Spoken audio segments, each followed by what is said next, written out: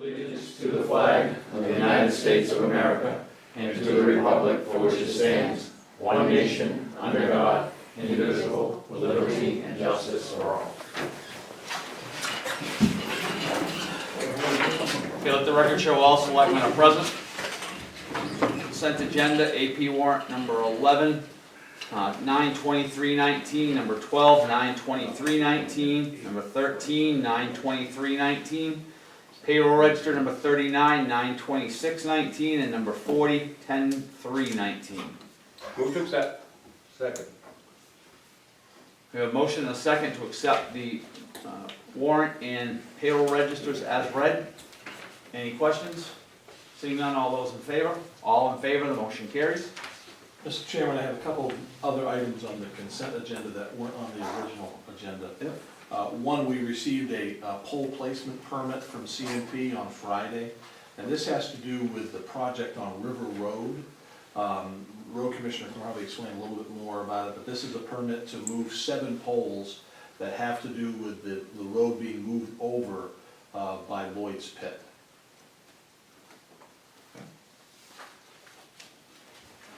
Any more explanation? No, they just need to be set over, and the reason there's 7 poles, there's only 4 now that are marked to be moved, but the second phase of that project, from where we're gonna be leaving off, headed north, includes 3 more poles. So to make the alignment right with the 4 that they're gonna be doing, to finish those 2 or 3, we'll make it a straighter line. So he just wanted to do it all at once. Get permission for 7. That way that'll be already in the computer, so that it already generated a job number. All right. Yes. I make a motion, we approve the pole placement permit. I have a motion and a second to approve the pole placement permit for CMP on the River Road. Any questions? Seeing none, all those in favor? All in favor, the motion carries. I just have one other item to bring to your attention under the consent agenda. I believe everyone's had a chance to look at this map that's on the table regarding Nathan Street. I sent out an email earlier today. Just a couple of things on that. The bottom line is there is a parcel that the town owns that is in the floodplain on Nathan Street that we removed as some dangerous buildings off of back in 2017. A new owner of the property at 98 Madison Avenue and the property behind that abuts up to the town's property, has offered to buy that property from the town. That property, the one next to it, which is owned by the Beckwiths, the Beckwiths have agreed to sell their portion for $500. The fellow from 98 Madison Avenue has made the same offer to the town to purchase it for $500, and I told him I would run it by the board tonight and bring him an answer tomorrow. Moody. How much land are we talking about, Jim? If you take a look at that map there, Mr. Bouchard should send Is it it a down. lot, 2 lots, an acre? Oh, it's not even. Not an even. acre, not an It's acre. flood zone. Okay, that's all you, It's a small lot in the flood zone, but which Yeah. can't be developed, okay. so. But the reason this gentleman wants it is his property backs up to it, and this allows him to kind of control any type of access off of Nathan Street to it. Okay. All right, so we're looking for a motion to sell the property. I make a motion, we sell the property to, what's the gentleman's name? Koch, Mr. Koch. Mr. Koch for $500? Second. I have a motion and a second to sell the property on Nathan Street to Mr. Koch for $500. Any other questions? Seeing none, all those in favor? All in favor, the motion carries. All right, letter D, acceptance of the meeting minutes from September 23rd, 2019. Move to accept. Second. I have a motion and a second to accept the meeting minutes from September 23rd, 2019. Any questions? Seeing none, all those in favor? All in favor, the motion carries. Old business, Mr. Moody? None for me, sir. Mr. Elias? None. Mr. Savage? Mr. Duchamp? Items of communication, Mr. Town Manager? Couple things to pass along to you. Road Commissioner wanted me to make mention of the fact that there's going to be a sealed bid sale of some equipment that the town has that's ready to part with, and I didn't know if you wanted to add any information to that. No, it's just the old 95 L8000 truck that we replaced this past summer with the dump body on it. A small utility trailer that was built back in the early 80s. The stuff is up to the garage if anybody's interested in looking at it. And the bids will be open on the 17th of October to the highest bidder. I just have a question, how did we advertise that? We posted it at town office? It's posted at the town office. This meeting here is also public, and there was a few contractors around town that were interested, so we drew up some bid forms and with some pictures on there and sent them out today. Right. I just want to make sure as many people as have had the opportunity to know that it's out there, not just kind of within this group. Judy? When that stuff is sold, where does the money go? In his budget? That was gonna be my question. It goes where? I don't know, I was gonna, that was gonna. She knows where it goes. I know where it goes. Big black hole? No, it goes into their equipment line for future Oh, okay. purchases. Yeah, that's what I was going to get anyway. Yeah, we've been doing that for 2 years now. Any extra money that we get from sales or scrap iron, the garage stands created an account so that if we need some small things, matter of fact, we just bought a utility trailer to replace the one we got out of that account, so it wouldn't come out of the budget line. Thank you. Mike Corson's here from the Water District. They have been the recipients of a pretty significant grant and loan to do some work. I believe it runs from Fahey Pond to the treatment plant. Does that sound right? From Hancock Pond. Hancock Pond. Yep. Got my wrong pond. From the pond. One with all the water.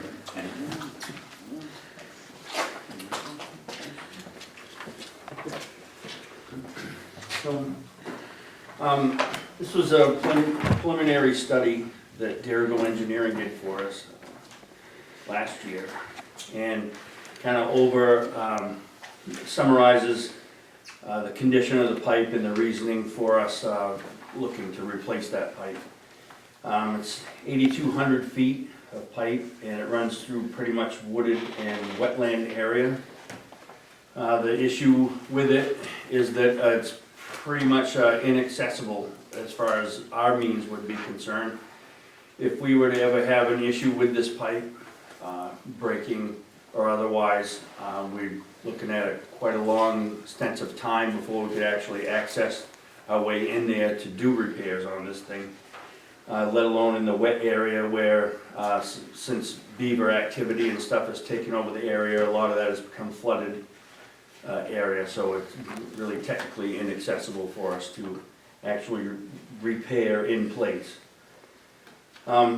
So with this study, we've went to USDA Rural Development and applied for a grant loan from them for a total project cost of $3,500,000, and we've gotten a response back for a $1.5 million in grant and $2 million in loan at, I want to say 24%. Yeah, 24%, 0.24%. There you go. Okay. That does not sound right. Yeah. Let me go get a loan, I'll Yeah. go. 0.24. So currently, right now, we're at the stage where we're having Dirigo do the final design plans for this. We would like to put this out to bid during this winter season and have be ready in place to start construction as soon as the spring time weather allows us to. So then our plan would be to finish that by the fall, at least up to 80–90% of it, other than cleanup and stuff that we've discussed with the landowner that we would stop during the months of November and during hunting season. The landowner up there rents a few camps out for hunting purposes, so we've agreed to stop construction early in lieu of that, so that it doesn't disrupt his, rental and hunting business that he's trying to stake up there. So with that, we're looking at probably a rate increase to take effect of January of 2021. And right now, when do not have an idea of what that would be, but I'm guessing around the 10% mark to cover, just to cover the payment on this loan, basically. But we'll be able to run more numbers on that as we get closer to it. I've met with Anson and Emden town officials already and gave them the same information a few months ago. But now we've got a little bit more as far as our funding options and stuff goes, so want to just bring that to the town's awareness of what we're investing in and the infrastructure that we have up there in the wooded area. That front page shows what used to be the wooden water main, which is basically a barrel type style with bands around it. And the wood is rotted away, but there in place still remains the steel bands that were holding that pipe together. And a few other choice pictures up in there of some things we found in the woods. But anyway, like I said, just wanted to bring the town up to date on, you know, what our construction plans were and kind of a heads up on where we're going with our rates and what we're doing with that money. Mike, is it the technology that you plan to have where you actually go in with like a balloon into the pipe and then it sleeves behind it? Yeah, we're not using that technology, but in similar fashion, and I'm glad you brought that up. We had three options that we have addressed in here for three possibilities to replace this main, and two of those involve going outside of the area where the current main is, and to get out of the wetland area, which would be more of a open excavation style installation of the pipe. Both of those options require on moving the transmission main uphill, which then defeats what we've got going for us right now as a gravity feed, so we don't have to pump our water from the source, you know, to any point down here. But doing that would cause us to have to put a pump at the intake at Hancock Pond, at the dam up there, and currently there's no utilities up there, so we're looking at backup power plus three-phase power to bring in a lot of maintenance and other headaches to go along with having that up there to make, and you know, redundancy to make sure that we can always pump supply water into the treatment plant. So the technique that we're looking at is pipe bursting, and what they basically do is pulling a cone or wedge-shaped piece of steel with a cable through the pipe and bursting it outwards, and then behind that coming in with it can go up to two sizes larger in diameter with that technique. But we're going to replace the cast iron pipe that's currently up there with high-density polyethylene pipe, and that is able to be butt fused together with a heating technique. So technically you have no joints or connections throughout this run, unless there'll probably be some high spots where we'll need air relief type things, but as far as couplings and connections, these are all fused welded together. That polyethylene pipe is more flexible, so as frost and other issues might come around up there, it's flexible in moving. It can withstand freezing 3 to 4 times before actually having any structural problems with it, which we feel is a good choice for that area up there where I think the plastic will outlast the metal and the iron, and being, you know, more flexible to the conditions of the elements out there than being buried deep in the ground.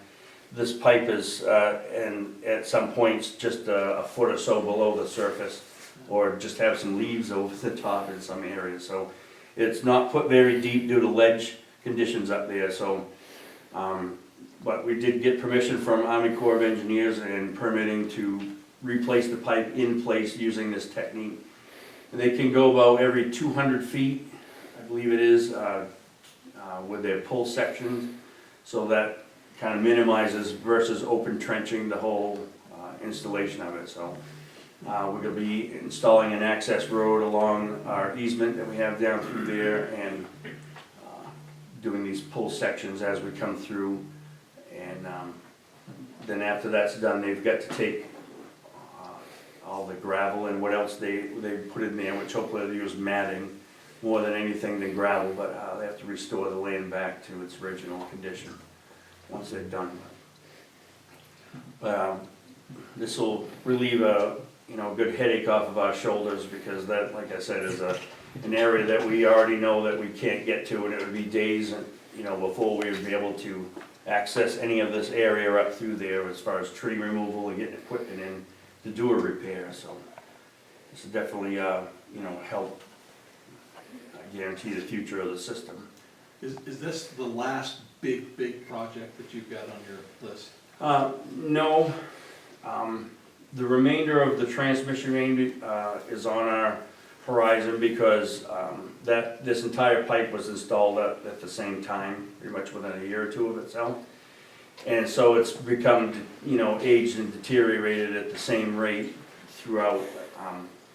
The next section that we'd be looking at would be from up above Snowshoe Village, into Resorts area, or from the treatment plant headed south towards North Anson to Pinkham's Market on Elm Street.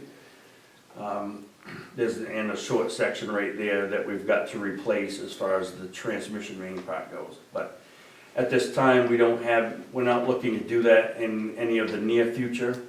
It's just be our next planned project, but we're planning to take a break, for 10 years or so on projects like that. And with that portion of the Endon Pond Road, even though it's aged, it's more accessible if we do have an issue on there, that we can dig it and fix it.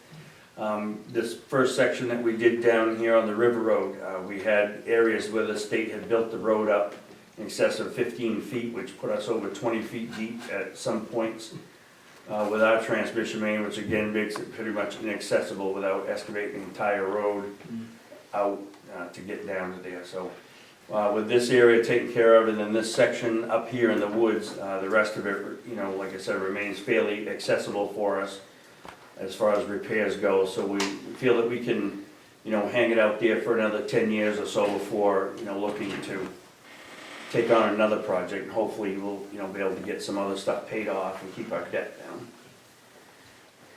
Did you say what the time frame was for this job? Yeah, we wanna start it in the spring of next year, and hopefully they'll be finished by the fall.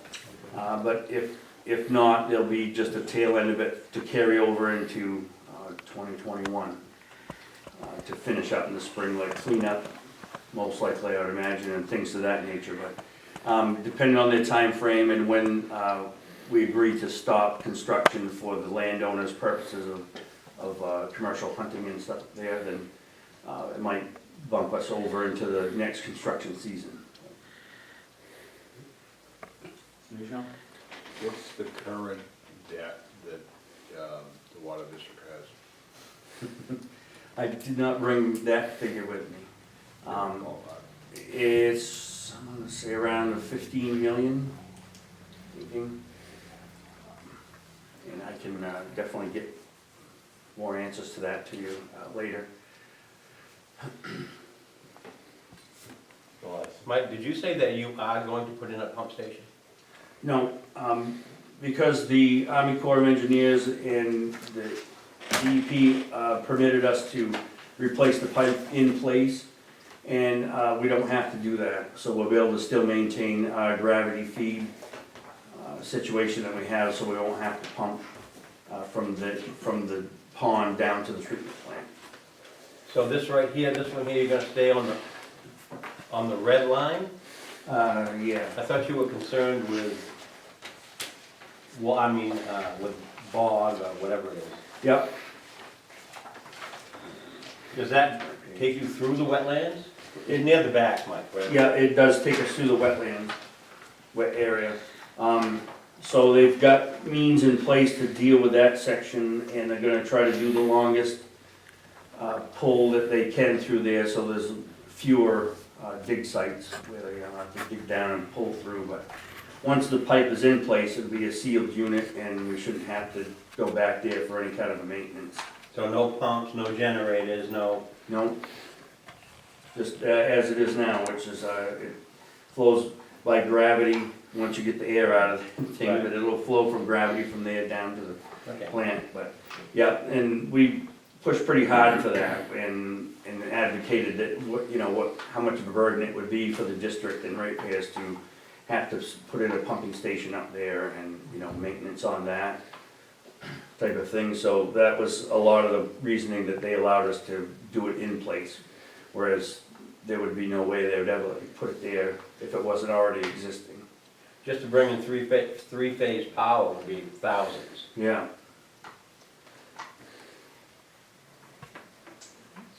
Any other questions? Thank you, Mike. Thank you very much, Mike. Very much. And, I will say that a couple months ago, I had a chance to go up and take a tour of the treatment plant up in Emden, and Mike puts on a good show. And it's very informative about all the stuff that goes in there that you never think about when you're dealing with how to get your water. Yeah, what it takes to turn the faucet. That's right. Thank you.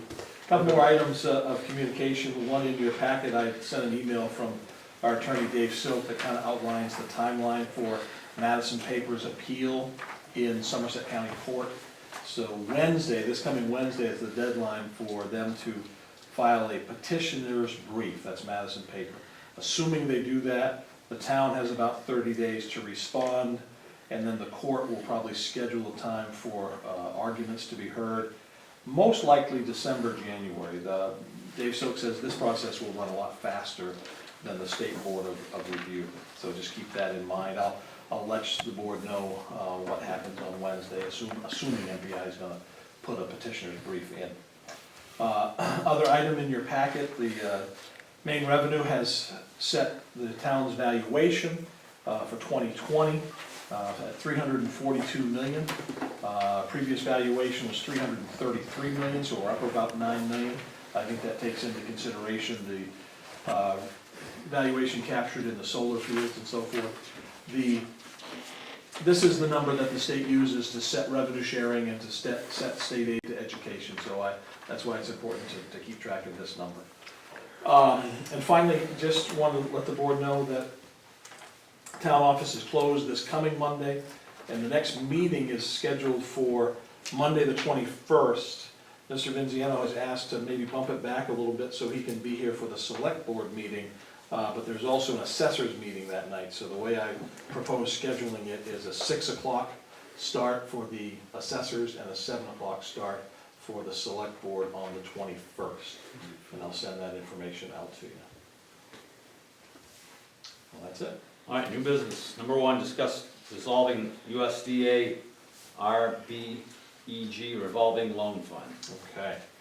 So at the last meeting, the board gave me direction to start the process, and so I drafted a letter. You have a copy of it in your packet. I have the original here. And this letter goes to Brian Wilson, the program director at USDA. And simply, it says that the board is formally requesting the dissolution of this fund. And so this is step number one. I sent a copy to Brian Wilson. He said the letter's fine as is, and this would be the starting process. So if it's still the will of the board, I guess now would be the time to have a motion to discuss sending this letter requesting that the fund be dissolved. All right, looking for a motion, if we have one. So, Second. All right, I have a motion and a second to send the letter to the USDA Rural Development for the dissolution of RBEG revolving loan fund. Started with matching funds from USDA in July of 2009. Any other questions? Mr. Elias? So, how is this going to affect, I know I've got this letter from you here, but I mean, how is this gonna affect Mr. Agopian's money? We'll get to that. Unless that, you can't vote on this until you know that answer. I was gonna kind of go through the process. It seemed that at the last meeting, the board, this was the consensus, the board wanted to move forward with this letter. So if you want me to answer that now, it'll kind of come back around to. Well, if we get rid of this, where's the money coming from? I'm going to tell you that there is no money for any loans. and I'm gonna explain that. If you'd like me to explain it now, I can. Well, I think I'd like to hear it first. Okay. So, we send this letter, assuming the letter is signed and approved by the board, we send this letter to USDA. Kathy has already calculated the balances of interest. We confirmed the write-off amount from a bad loan to River's Edge. And they've determined that they would need back $42,384. So what you don't have in your packet is a detailed ledger, a general ledger report that Kathy and Tammy provided for me today. Right now, the town has in its revolving loan fund, which is mixed funds from USDA and TIF, $81,375. We pay back $42,385, that leaves us about $38,000.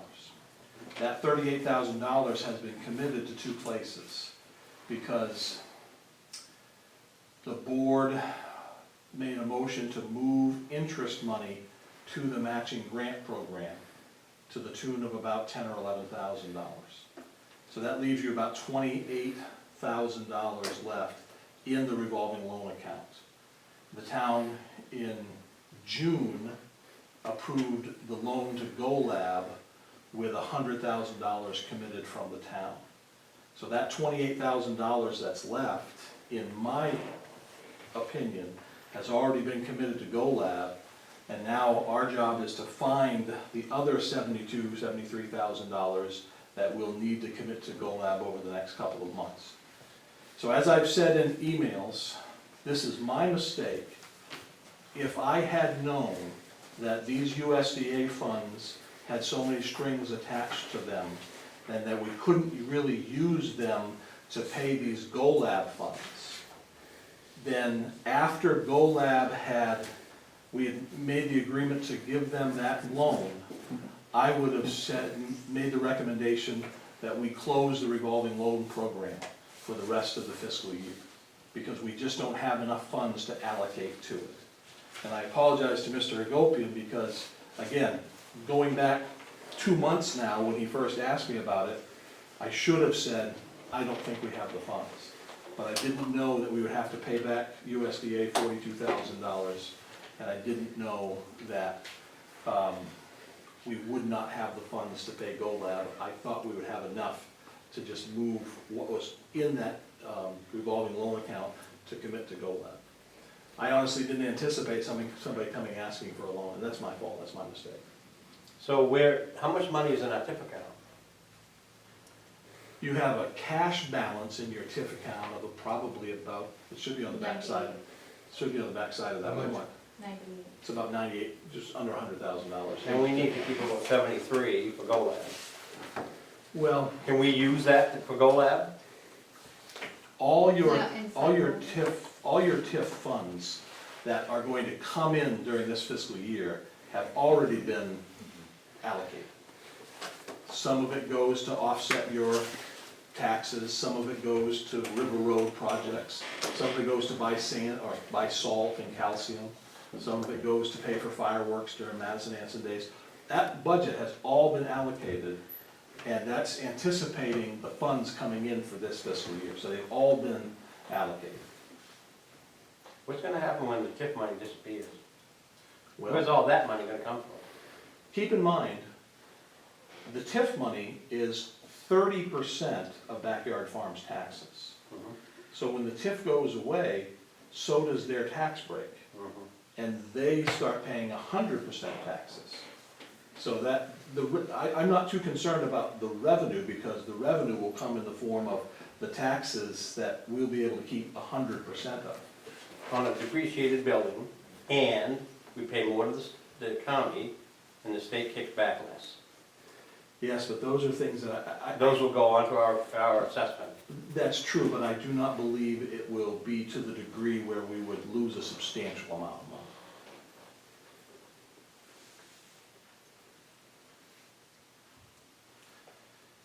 So if the board still wants to dissolve the fund,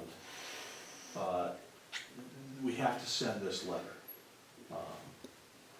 But I believe after looking at everything, talking with both Kathy and Tammy, and talking with USDA, that I don't believe the town is in a position to make any loans until next fiscal year.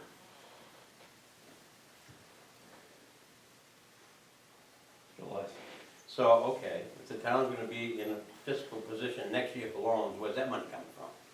Well, You talking about after town meeting? after town meeting, because traditionally, there is a certain amount of money from TIF that is allocated to certain articles in town meeting. It's right there, Right. in the warrant.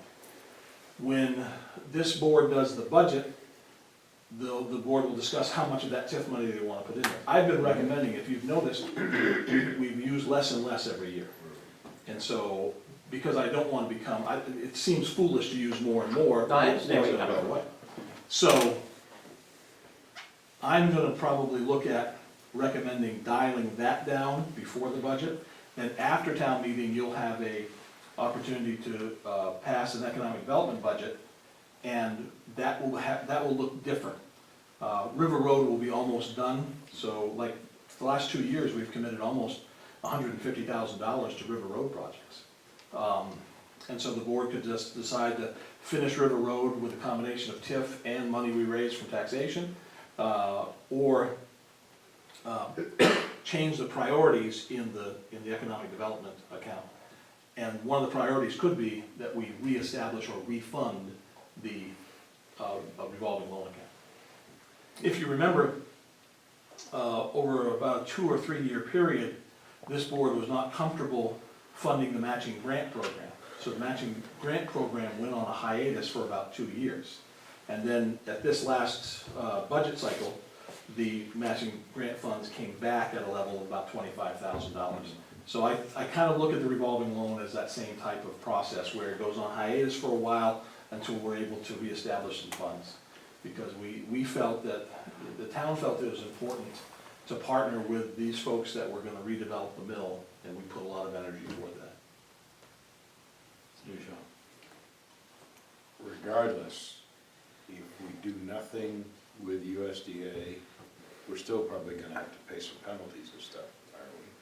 Not necessarily penalties, but we will have to take the figures that Kathy put together and take that out and put it into a separate account. So there'll be, we'd have to take about $50,000 out of this account and put it in a separate account, and that just belongs to USDA. And when that final loan that's currently outstanding, Right. using that USDA money is paid off, then that $50,000 gotta go back to USDA. Right. It doesn't have to, the town can continue using it if that's what the town wants to do. But know that those loans have different stipulations Right. on them. And so we're better off to clean it up once and for all for 42-3 or whatever it is. Right. And then when we reestablish our own revolving loan, we can determine You determine the rules. what the rules are gonna be. Right. That makes a whole lot more sense to me. So, what you said here, that Rhonda's money, we're gonna keep 100%? Right, if we pay back $42,000 to USDA, that, they assume that the outstanding loan payments from Emerson will just be collected by the town. We don't have to split it with USDA. This way, we're done clean and we're out. And so that money could come back in. You know, I guess I'm in favor of getting rid of this. I'm just sorry that Bob gets stuck in the middle. And I am too. I agree. Any other questions? Mr. Moody? I'd probably have to say to Mr. Gopian, they'd probably be on the top of the list next year if you wait that long. You've been through enough as it is, and I guess there's no other direction to go with, but like I say, put you at the top of the list next year as soon as possible. All right, seeing no other questions, all those in favor of the dissolution of RBEG revolving loan fund. All in favor, the motion carries.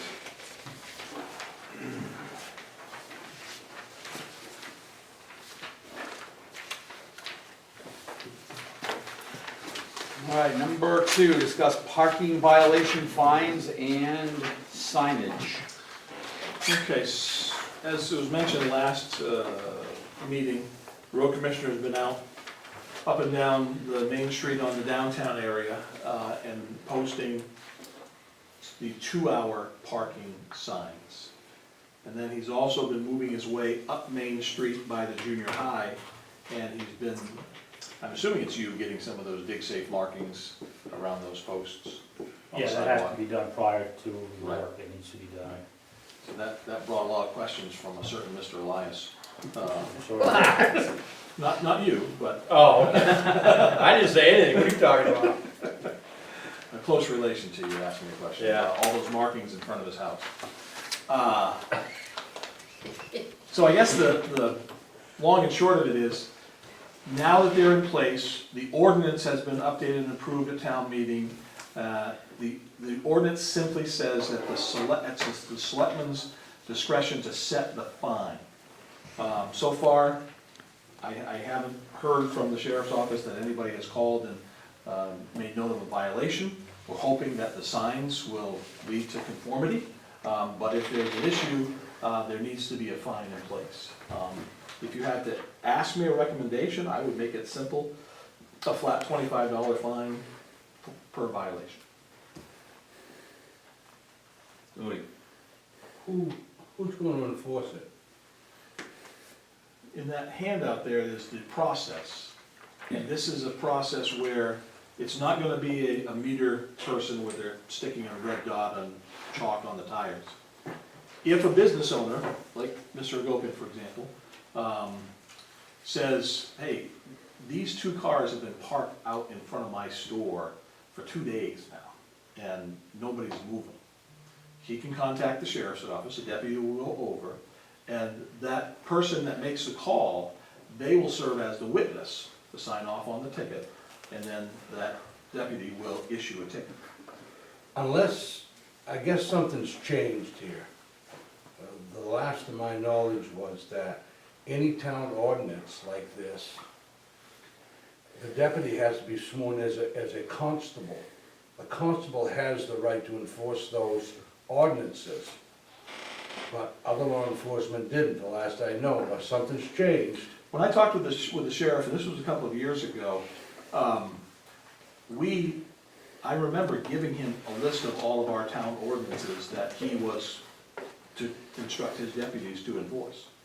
So my understanding as part of the policing contract is they enforce town ordinances. I wish you'd check on that for me, because, like I say, unless something's changed, those deputies have to be sworn in as constables to enforce an ordinance in a town. Just double check. I can double check. Thank you. All right, so we're looking for a motion to set the parking violation fee to $25. Make that a motion. All right, we have a motion and a second to set the parking violation fee at $25. Any questions, any comments? Mr. Elias? When I was up to the nursing home, looking after my mother, I heard this banging.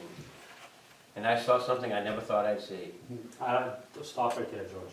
I'm not talking about you. Stop right there. I'm talking about your partner using a sledgehammer. I almost had to stay in the nursing home. But anyway, those signs say no parking between signs. What do those signs say? No parking between signs and no parking. So what happens if a tractor trailer pulls up in front of the nursing home to go to the coffee shop? He's in there 5 minutes and comes out and goes. How do you enforce that? No one's there to make he's not there for a long period of time. I would leave that up to the sheriff's office, but I would simply say if someone was really concerned about that, they could jot down the plate number and give it to the sheriff. Like that really gonna happen? Anyway, I'm just saying, the signage is there to encourage compliance. The, the only other thing that I would suggest in those areas like that, and of course we're talking about a little bit more money, is to put yellow diagonal lines in that area. That kind of, you know, when a person comes up and parks on that right there, it's kind of obvious they know they're not there. But that is the only, to me, that's the only alternative that you have if you want to, you know, push on those areas such as that there. Because that is kind of standard, that those lines mean you don't park on top of them. Something to think about. Mr. Gopi. Yes, so, see if I get this right, if you park on Main Street from 8 to 8, it's a $25 fine. If you park overnight from October 15th to April 1st, or whenever it is, it's a $75 fine? That's what I'm. That's how much it is when they tow your car away. Well, right, that's the violation in the winter months, is you get a warning, and then your car's towed. Okay. Right. But no signs up for that. Not yet. There are some behind Rennie's. Gonna change out the signs. Yeah, we're gonna change them every 6 months. Keep in mind, the signs are a courtesy. The signs are a courtesy because the ordinance is what is there. And, you know, you can try to create a million different signs, but nobody reads them anyways. No, but the thing is, people don't know the ordinance. They don't know about the $75 fine tow away. They do when Jeff talks about Normally what I do, Bob, is if there's a problem in the wintertime, I don't like towing anybody's vehicle. So normally what I do is I leave them a note saying that this is the ordinance, and 99.9% of the time, they're not there the next day. We did have 2 issues last year that there was 4 vehicles towed, and the guy finally caught on. But, you know, to put a sign That's up fine. at every pole No, is, you know, I just wanted why the big discrepancy was, that's all. so yeah, the fine, I don't believe there's One any, is the there's no tow. parking fine, because your car's not gonna be there when the officer gets it, because it's gonna be towed. Right. So it's usually $100. Maybe it's on, I thought it was 75. All right, any other questions? Seeing none, all those in favor of the $25 fee for parking violations? All in favor, motion carries. Before you leave this topic, I just wanted to talk a little bit about where the road commissioner has marked heading up on the north side of Main Street across from the junior high. So you've got the parking around the junior high. We know that is an issue at drop off and pick up for parents. The ordinance and the signage is gonna push people back a little bit from, so they're not right up on the edge of Nickel Street, so they'll back up. But on the other side of the road, right now the ordinance says no parking from 6 AM to 6 PM on that side of the road, right across from the junior high. If you ever come into town around that time, you'll see occasionally a car on that side of the road dropping a kid off, and the kid has to run across the street. If they're really good, they'll walk down to the crosswalk, but that's unlikely. So the ordinance says no parking from 6 to 6. And that's, we've kind of held off on putting those signs up just to see what the thought of the board was for that section right there. And again, your question's gonna come back to enforcement. And one of the things that I do like about the deputies is that they do occasionally sit out there, especially during drop-off time in the morning. You talking about the Skowhegan Savings side, or both sides? From the Skowhegan Savings side, not the side that the junior high, it's the south side of the road, not the side that the junior high is on. It's the one where they'd have to cross traffic after they drop their kids off. Where the Alliance guy was complaining. That's correct. Just concern, not complaint. So right now, the ordinance says no parking 6 to 6. If we put signs up there, I will ask that the deputies kind of monitor that.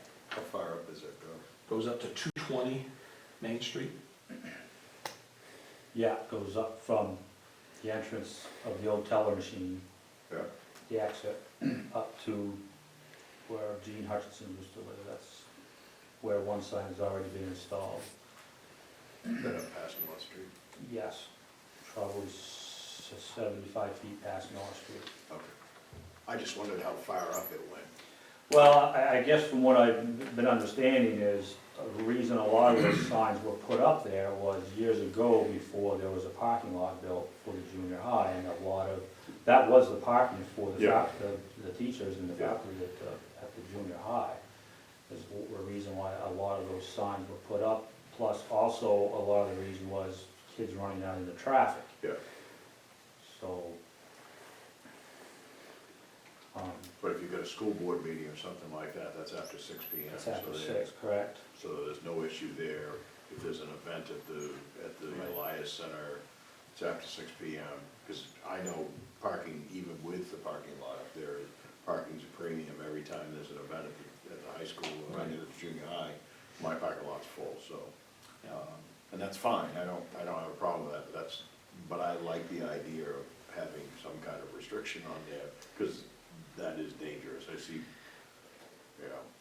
I don't look out my office window in the morning when the kids are coming, because it just gives me a heart attack every day. So is that really considered parking? If I pull up, let my kid off and take off? In the ordinance it is, it says stopping of any kind. Oh, Do I understand that the south side is the same way, in front of the junior high? No, it's only 75 feet either side of Nickel Street. Okay. And then from Nickel Street heading east, let's say, or south, Yeah. there's nothing. And the same way headed west. So parents, on that side, parents can drop off. They can, on the outgoing lane, they can. Yes. And the other thing with the parking on the corner was so that people can pull out with the buses to look to see if there's any Right. traffic. Yeah. Yeah, but I was just concerned that going east, on that side of the road, the parents can drop off Yes. children there, and they don't cross streets, Right. nothing, they get right out. You know, I didn't want to inhibit them, all the parents, from not being able to use any area there at all and drop children off, because a lot of them do. Okay. So I just wanna make the board aware. Okay. Thank Thank you. I guess we'll move forward with those. All right. 66 cents. Review municipal budget first quarter. Well, we're a quarter of a way through the fiscal year budget. The first sheet that's in your packets is your revenue totals. Everything is coming in as expected. That first line there, that's the 2020 budget of $980,000. About $720,000 of that is vehicle registrations. And vehicle registrations are right on track. Actually, after the first quarter, were higher than normal. So we could have another record-setting year of vehicle registrations. You see down there in the middle, your real estate tax, personal property taxes. Those are the taxes where the first payment was due in September, and we're pretty much right on tracks. 49% of taxes have been paid, 60% of personal property, so we're right where we need to be at this time. So revenues are good. The board have any questions on revenues, money taken in? what? When do we get Betty money? Usually December or early January. The next two pages are broken down article by article. Again, if the board wants the line by line, we're glad to provide that to you. But if you, and again, I'll take any questions, but the thing that was brought to my attention on this is we're pretty much where we are expected to be. Some of these run a little higher than 25% because you have big payments towards insurances and that sort of thing. Some of them run less than 25%, such as the highway department's only at 18%, but snow is coming.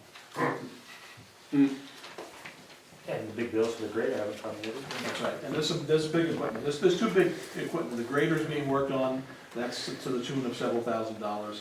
Donnie's having a generator on one of the engines being worked on, that's to the tune of several $1,000s. So there are some, we budgeted for it, but there are some big ticket equipment items out there. So I'll, if the board has any questions, I'm glad to. Any questions for the town manager? All right, seeing none, looking for selectmen's concerns. Mr. Moody? None, sir. Mr. Elias? None. Savage? None. Mr. Duchamp? None from me. Citizens' concerns. Seeing none, looking for a motion to adjourn. So move. Second. The motion and a second to adjourn, all those in favor? All in favor, the motion carries, we are adjourned at 7:19.